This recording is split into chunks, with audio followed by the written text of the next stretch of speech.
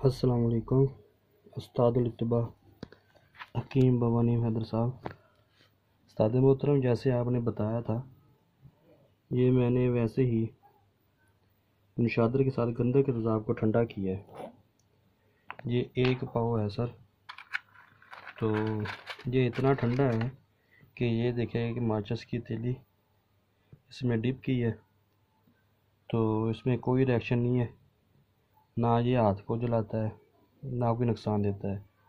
یہ اتنا ٹھنڈا ہے کہ حد سے زیادہ ٹھنڈا ہے اس وقت۔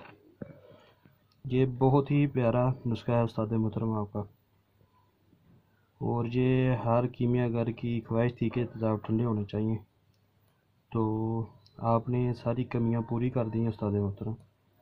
تو بہت ہی وی آئی پی یہ تیزاب ہے گندھک کا، ٹھنڈا ہوا۔ یہ 1 پاؤ میں ٹھنڈا کیا ہے جیسے استاد محترم آپ نے بتایا ہے۔ آپ کے جتنے بھی نسخے ہیں سارے 100% ہیں۔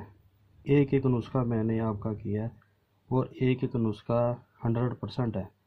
جیسا کہ آپ دیکھ سکتے ہیں کہ یہ ماچس کی تیلی کو ابھی تک آگ نہیں لگی، ٹھیک ہے۔ یہ ٹھنڈا ہے، یہ زمین کو بھی اچھالتا نہیں ہے، اتنا ٹھنڈا تیزاب ہے۔